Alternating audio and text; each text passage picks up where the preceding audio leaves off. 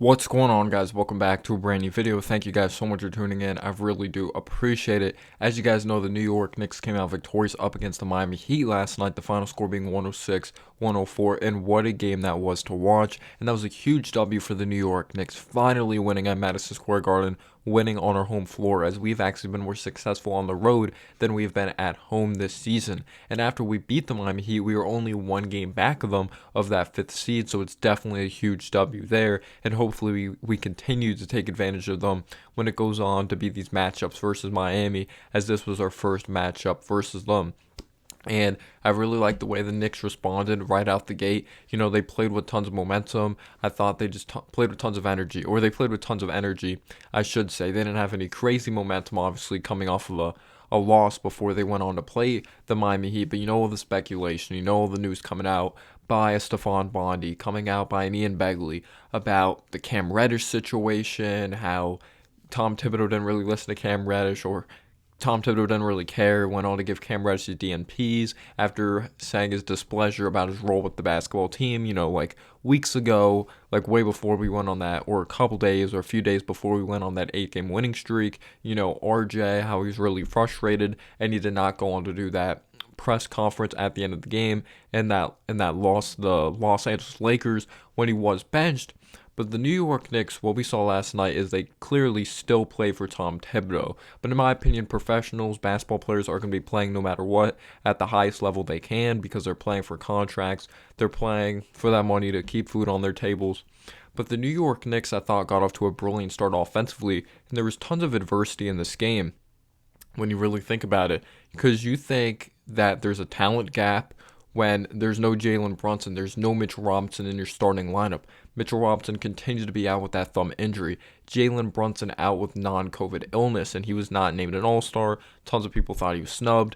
Jalen Brunson, I do think he could have made it over Drew Holiday, but then you also think of it, it's hard for there to be two all-stars when you are the 7th seed and not some top 3 seed. Well, you take a look at the Milwaukee Bucks, they were a top 3 seed, and Drew Holiday is definitely one of the main reasons why, especially with the Chris Middleton being out most of the season as well. But congratulations to Julius Randle for playing like an all-star this season, making the all-star team, but also congratulations on Jalen Brunson so far for having a pretty damn good season with the New York Knicks, and he's an all-star in my heart.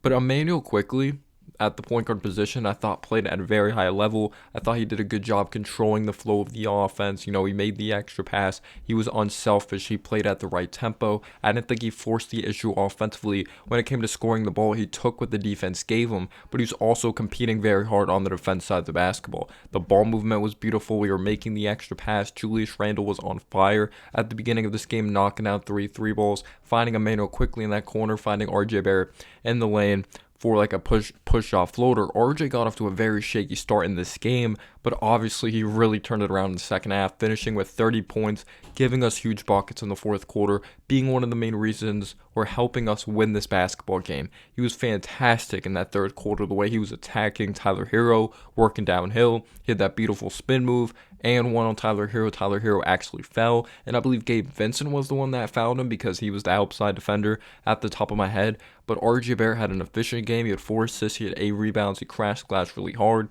I do think there was an improvement defensively this game compared to the past games that he has been struggling. He definitely still needs to work on maneuvering around the screens when defending the three-point line. But I thought we got off to a very good start offensively. I love the way the starters played. Jericho Sims had like a couple tip outs, I believe, as well. Hartenstein did get a majority of those minutes when it came to the center position, but I just love the way we're pushing it. There was one play I loved when we just pushed the pace in 5 seconds. We found Quentin Grimes for a left wing 3-ball, and he just splashed. And I thought Quentin Grimes had a terrific game. He knocked down his threes when they're open from the outside. He drove strong to the basket. He dribble penetrated, made excellent reads out there on the floor, made key passes at the end of games. You know, when there was that sequence, RJ Barrett had that terrible turnover when he went to lob it into Julius Randle, threw it too late when he initially had him, led to Bam Adebayo knocking down 2 free throws, making it a 1-point game. The New York Knicks obviously did go on to execute and win this basketball game, but then he had another awful turnover when RJ Barrett just he was double teamed, tried to do over the head pass. Tyler Hero picked it off.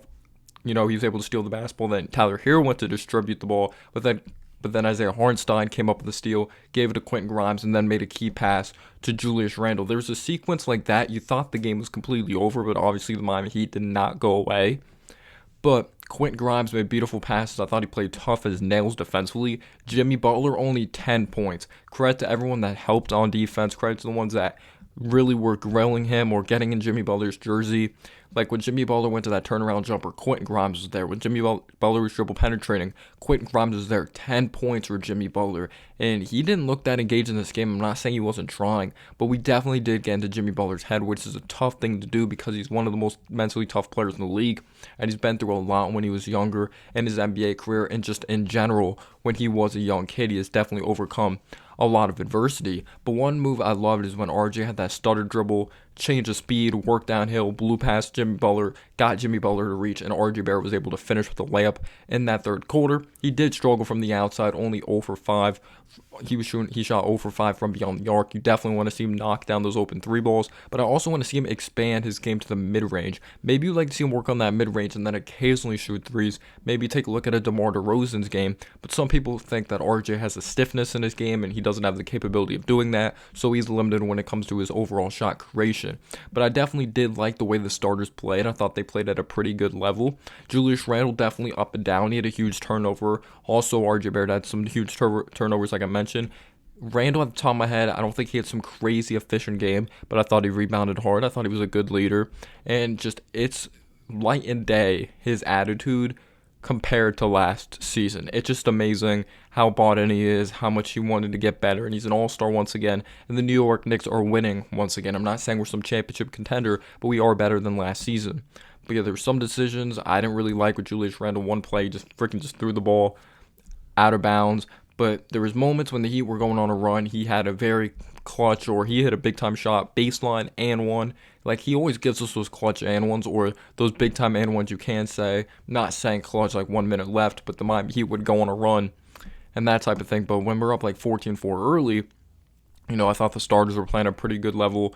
We're engaged defensively. Kyle Lowry's kind of a no-show. 3 points in this overall game. It felt like Kyle Lowry wasn't even out there on the floor defensively or distributing the ball. It was literally the Tyler Hero show, Bam Adebayo show, and Max Strus show of Max Strus coming off the bench. Tyler Hero scoring at a high level in that starting unit. You had Bam Adebayo, who's a freaking beast. But where the New York Knicks really struggled was up against that zone defense of the Miami Heat. That's one of the main things. If you want to be successful, you want to execute offensively and execute defensively, make sure you run that zone, because the Knicks start to lose confidence. They don't consistently move the ball. They just don't have the brilliant high IQ players to really bust out of that zone, especially with no Jalen in this game. That's that professional scorer of the basketball that we can count on to get into the teeth of the defense, get into the middle of the zone, or find ways to pass in the middle of the zone. We did figure it out a couple times, but we definitely did struggle with that zone. Specifically, that second unit really struggled offensively in that first half. Miles McBride, we know he competes really hard defensively,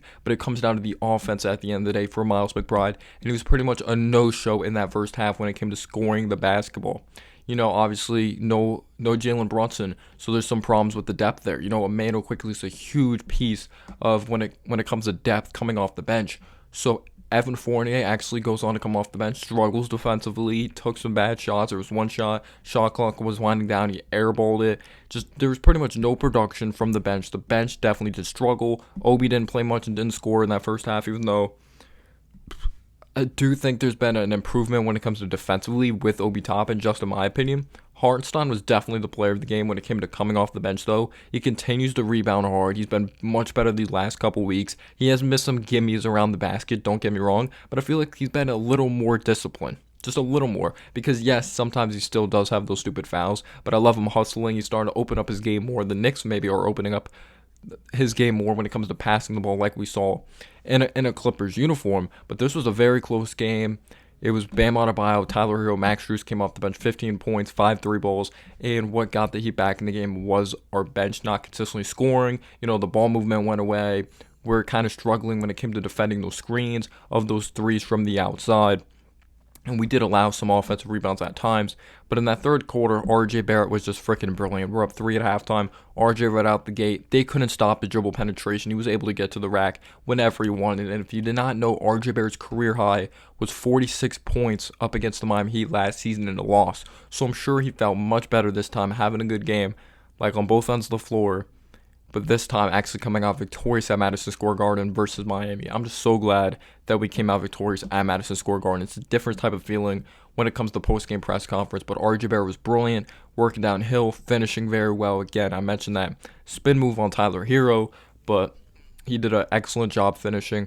That's one of the main things. When RJ's finishing, he's an absolute beast because it opens up things for his teammates as well when it comes to the overall dribble penetration. So when the New York Knicks do go on this run, Randall hits some shots as well. The other starters are contributing. When it comes to this basketball club, Tyler Hero just goes on a crazy run by himself that he hits 3 straight 3 balls. We weren't able to defend these guys, or we weren't able to defend Tyler Hero coming off screens. We also struggled as Strus coming off those screens are just, he's just underrated when it comes to constantly moving without the basketball. And I believe he was an undrafted player, or at least a very late drafted player when it came to his draft process during the time of the year he came out and was eligible. But the Miami Heat did not go away. This is a team that fights very hard. Obviously we're 1 game back from Miami, but they've been up and down this season. They're known for their defense, but I didn't think their defense was that impressive last night. You can credit the Knicks, but the Heat definitely had some things that they needed to clean up last night. But they had an embarrassing loss to Charlotte. That's one of the worst teams in the league, and they're in those Victor Wembanyama sweepstakes. But when it came to that fourth quarter, that was a pretty even third quarter in my opinion. I believe we were up 7 points, 7 points. I believe it was 7. But it was kind of scary because Miami is actually top of the league when it comes to these fourth quarter comebacks. And I was like, don't let Jimmy Butler get into a flow of things, because when they come back, it's because of Jimmy Butler. Kyle Lowry, an occasional crazy deep 3. Tyler Hero getting going. And don't get me wrong, they did not go away. They did not go away. But who stepped up? They faced some adversity in the first half. The bench. The bench was freaking awesome. Obi Toppin, right off the bat, he's able to hit a 3 from the corner. He does a good job busting that zone. Turnaround jumper. Evan Fournier, how about this brilliant pass to Obi Toppin in transition? Obi Toppin ends up finishing at the basket, so Obi produces offensively. Miles McBride, I thought, played his ass off out there on the basketball floor. Defensively, he had a couple 3 balls as well in this basketball game. He had a pretty nice cut to the basket to finish in the interior, so he finished with 8 points. He was hounding defensively, made some excellent defensive plays to make the Miami Heat feel uncomfortable. And the main thing is, some people are going to think 8 points, that's pathetic. But Miles McBride is a liability offensively. His shot has been so inconsistent. So it's awesome to see him hit 1 3 ball. But 2 is that's equivalent to 30 points for Miles McBride because of the hustle he adds, because of him making the extra passes out there on the floor, the defense as well. But everyone's contributing off the bench. Everyone's making adjustments in that second half. Like I mentioned, the bench really struggled in the first half. Evan Fournier, he was playing solid defense out there on the floor. He was hounding. He was ready for his opportunity to come into the game. No Jalen Brunson, that messes up the depth for sure, with Emmanuel quickly starting. Cam Reddish obviously did not play, but I feel like we just have to accept it. Do I like it? No. But Cam Reddish is done in New York. He's never playing another minute in a New York Knicks uniform. I'd be really surprised if he does. But where the Knicks really dominated the Heat is that the starter stepped up for the New York Knicks. The bench stepped up for the New York Knicks. Wow, it was a 3-man show for the Miami Heat. Jimmy Butler, 10 points. Kyle Lowry, 3 points. Max Strus is pretty dominant coming off the bench. You have Bam Adebayo and you have Tyler Hero that are scoring at a high level. But outside of that, yes, we could talk about the little things those other guys do. But when it comes to an overall impact, when it comes to scoring, the New York Knicks just dominated them when it came to versatility out there on the floor. Maybe you could say someone on this team isn't better than Jimmy Butler, but some people are going to look at Julius Randle was named an all-star. He is. Let me know down below, do you think, putting bias to the side, do you think Randle's better than Jimmy Butler? I personally don't. That's me putting my Knicks bias to the side. But obviously played better than Jimmy last night. There was a few players on the New York Knicks that did play better, but they competed. They played hard throughout this entire game. Max Strus. I mentioned those dumb turnovers. I mentioned how Grimes made excellent passes, one to Hartenstein when Randle gave it up to Grimes, Or Hartenstein gave it up to Grimes in transition, and then to Randall for that dunk. But it looked like we were going to throw this game away so we're up 5 points with 30 seconds. No, we're up 5 points with 5 seconds left. Up 5. The Miami Heat inbound the basketball. We inbound the Miami Heat inbound the basketball to Max Strus, hits a 3 top of the key. So it's a 2-point game with 2 seconds left. The New York Knicks inbound the ball. We inbound the basketball to Julius Randle. They blow the whistle. I'm like, Julius Randle's fouled. Just end the game from the free throw line. But they review it. Julius Randle wasn't even touched. He wasn't tripped. Like, no one was like too handy with him or anything. Julius Randle fell on his own, and the Knicks or the Heat actually were the ones that picked up the basketball like when the play was going on. So the Miami Heat win the challenge. They get the basketball. So they're down 2. 2 seconds left. The Miami Heat are inbounding the ball. Tyler Hero actually gets a clean look for the last shot of the game in the corner. Hits the back of the rim at the top of my head. It was a pretty clean look. So the New York Knicks were really close to blowing it. You're up 5 points with 5 seconds left and you almost lose. Like, that's just crazy. That is just absolutely crazy. And RJ, one of his turnovers was when he threw it, like I said, he threw it too late to Julius Randle. And Bam Adebayo came up with the steal in transition. Bam ended up being fouled by Julius Randle. Bam ended up hitting both free throws to cut it to a 1-point game. But then I mentioned the sequence that the New York Knicks had the basketball. They turned it over, but then the Heat turns it over, and then we got the bucket in transition. So the Heat had their opportunities that they didn't capitalize on. Like, this became an offensive juggernaut game for the last few minutes. At one point, it was like 8 straight points combined by the Heat and New York Knicks. But the Knicks were able to come out victorious. They were able to capitalize off the Heat's mistakes. We made mistakes, but so did the Miami Heat. They had their opportunity, and they needed more than Bam to step up. Tyler Hero and Max Strus coming off the bench. I like the versatility by the overall New York Knicks ball club. Glad we came out victorious. Let me know down below your thoughts. Peace out, y'all.